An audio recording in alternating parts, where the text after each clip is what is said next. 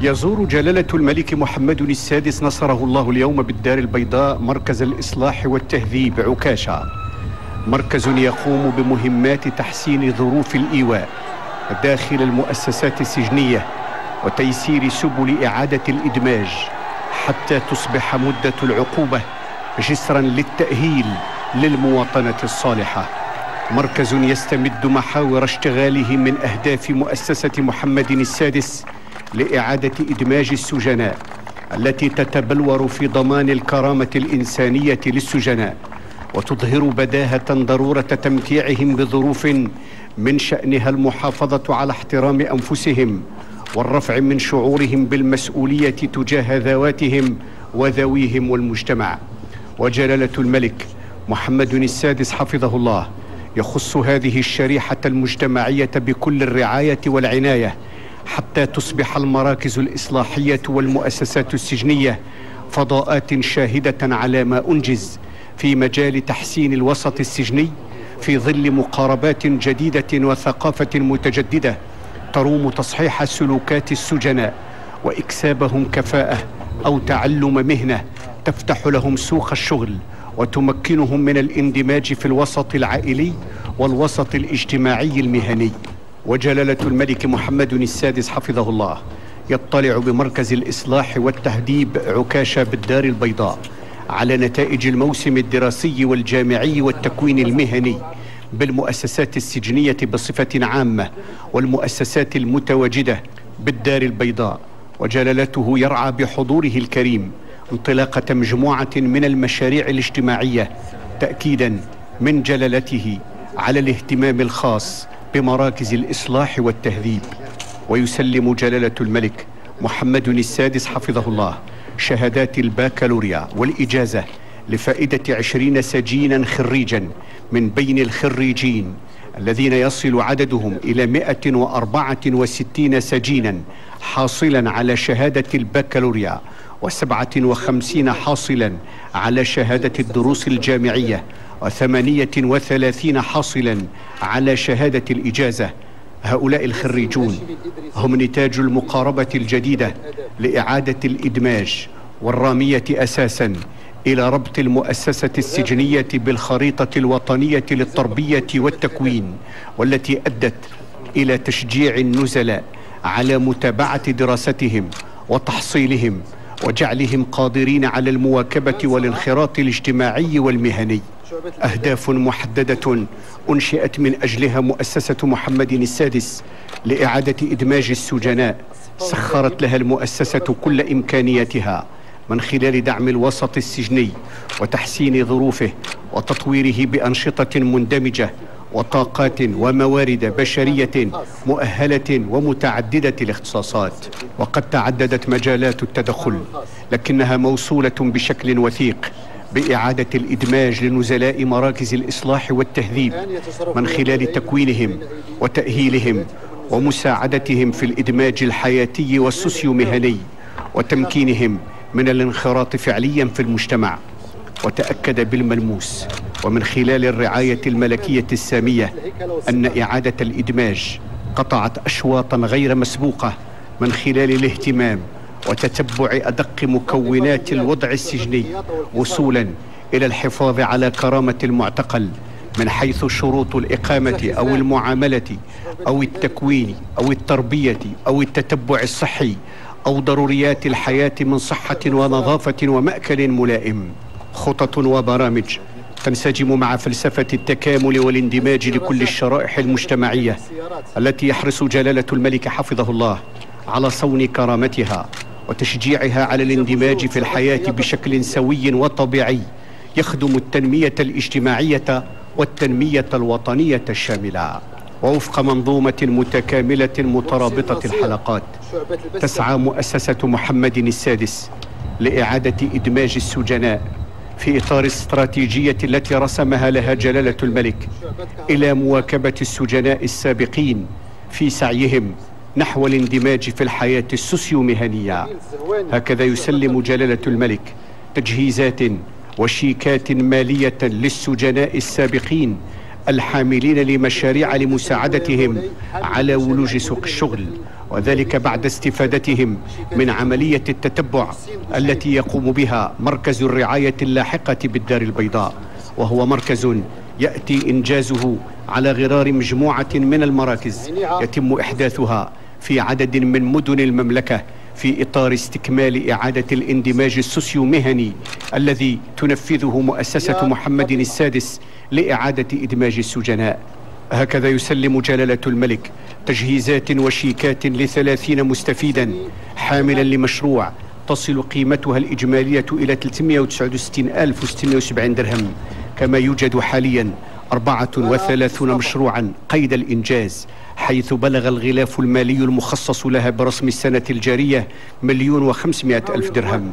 هؤلاء السجناء غادروا المؤسسة السجنية حاملين لمشروع شخصي لإعادة الإدماج تمت بلورته خلال مدة الاعتقال عن طريق مصلحة التهيئ على إعادة الإدماج، والذي يشكل مرحلة تسبق قبولهم للشروع في الاستفادة من خدمات مركز الرعاية اللاحقة. وتستفيد مصلحة إعادة الإدماج من دعم مركز التكوين المهني الذي يوفر للنزلاء تكوينا في شعب مختلفة من شأنها كما يظهر الآن أن تفتح للنزيل فور الإفراج عنه أبواب ولوج سوق الشغل والإدماج المهني. ويعكس كل هذا الجهد المبذول الحرص الملكي على نشر ثقافة جديدة في التعامل مع هذه الشريحة من المجتمع تضمن لهم الكرامة الإنسانية وتمتعهم بظروف من شأنها الرفع من شعورهم بالمسؤولية تجاه أنفسهم وأسرهم والمجتمع. يقف جلالة الملك محمد السادس حفظه الله على الأنشطة التي يتم إنجازها لفائدة النزيلات وأطفالهن، سواء المرافقين لهن أو المتواجدات خارج المؤسسة السجنية، حيث يشرف جلالة الملك حفظه الله على توزيع حقائب لفائدة مجموع النساء المرفوقات بأطفال صغار السن. هي إنجازات كفيلة بأن تعكس الآفاق التي تعد بها مؤسسة محمد السادس لإعادة إدماج السجناء، والتي من أولوياتها أنسنة المؤسسة السجنية تقوية الشعور بالثقة والأمان في مراكز الإصلاح والتهذيب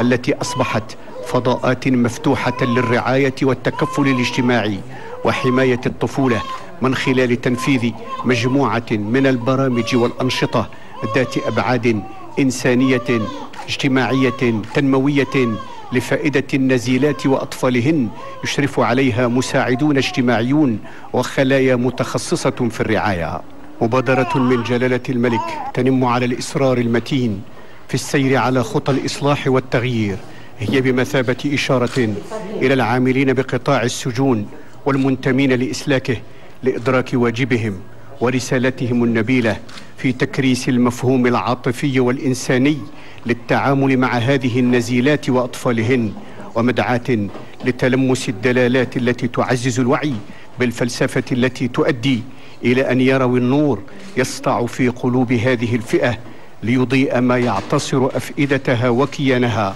وهي معزولة عن وسطها العائلي، وتقود أفكارها إلى أعمال الخير على أجنحة بركات هذه الزيارة الميمونة إلى قلوب النزلاء. مما لا شك فيه أن مراكز الإصلاح والتهذيب في عصرنا الحالي تعتبر أحد مقاييس التطور الإنساني لكل مجتمع، لذلك كان أحد الجوانب التي عني بها المغرب على الرغم من حجم العمل الذي ينتظره خارج السجون الاهتمام بظروف السجين وقواعد معاملته ونظم إدارة السجون، خصوصا مع وجود قناعة لدى الجميع بأن الجريمة هي التي ينبغي مكافحتها وليس المجرم، وانطلاقا من فرضية أن الغرض من السجن ليس الإيلام بقدر ما هو تأهيل السجين وضمان عودته إلى المجتمع عودة صحيحة. وفي إطار الجهود التي تبذلها مؤسسة محمد السادس لإعادة إدماج السجناء والمندوبية العامة لإدارة السجون وإعادة إدماج السجناء لضمان الكرامة الإنسانية والاستقرار النفسي والتتبع الصحي للنزلاء، يقوم جلالة الملك بتدشين المركز الطبي المتعدد الخدمات الذي تم تشييده باعتمادات مالية تبلغ 15 مليون درهم. والمجال الصحي عنصر هام من عناصر تحقيق الاندماج، وينعكس إيجابا بالملموس على أحوال النزلاء. والمركز الطبي الذي أنجز بشراكة بين المندوبية العامة لإدارة السجون وإعادة الإدماج ومؤسسة محمد السادس لإعادة إدماج السجناء يؤمن خدمات صحية قريبة ومتوازنة، يوفر العلاج والتشخيص لفائدة 240 نزيلا، بالإضافة إلى توفير خدمات المواكبة والتتبع والتحسيس في المجال الصحي لنزلاء مركز الإصلاح والتهذيب عكاشة بالدار البيضاء. يوفر المركز خدمات في مختلف التخصصات مثل تصفية الدم وطب العيون وجراحة الأسنان وطب الإدمان والطب العام والفحص بالأشعة والصيدلة. يوفر المركز بنيات ملائمة للاستقبال والمعالجة في ظروف صحية مواتية تساعد على الخروج من أي ضائقة صحية عبر خدمات تخفف المعاناة وتربط الجسم السليم بالعقل السليم الذي يؤمن السعي إلى الانتقال من داخل السجن إلى خارجه بشهادة عليا أو تكوين سوسيو مهني يساعد على إعادة الإدماج. والمركز الطبي المتعدد الخدمات مبادرة رائدة تهدف إلى تقديم الرعاية الصحية للنزلاء، وتأتي منسجمة مع جهود مؤسسة محمد السادس لإعادة إدماج السجناء، والمتميزة بإنجاز سلسلة من الإصلاحات الهامة لفائدة مراكز الإصلاح والتهذيب في مختلف المجالات والقطاعات المرتبطة بالسجين. أهداف ومهام أناطها جلالة الملك محمد السادس حفظه الله بمؤسسة يرأسها ويرعاها ويتتبع شخصيا أعمالها، وتحقق اليوم إنجازات هامة على صعيد أنسنة الوسط السجني والمساهمة في إعادة إدماج السجناء والأطفال الجانحين وتحسين ظروف الإقامة والتكوين، وكل ذلك في إطار مبادرات جريئة ومقدامة من أهدافها الأساسية إعادة الإدماج، إعادة التأهيل لنزلاء مراكز الإصلاح والتهذيب، تطوير برامج التكوين لفائدتهم، وضع مركز طبي متعدد الخدمات لصالحهم، الاعتناء بظروفهم المادية والمعنوية حتى يكونوا أداة بعد الإفراج عنهم في خدمة التنمية. هكذا يشرف جلالة الملك على نتائج السنة الدراسية والجامعية والتكوين المهني بالمؤسسات السجنية بمركز الإصلاح والتهذيب عكاشة بالدار البيضاء. يشرف جلالة الملك على تسليم تجهيزات وشيكات مالية للسجناء السابقين الحاملين لمشاريع لمساعدتهم على ولوج سوق الشغل. هكذا يدشن جلالة الملك المركز الطبي المتعدد الاستعمالات، تعزيز لمكتسبات الأمس واليوم والاستعداد أكثر للمستقبل.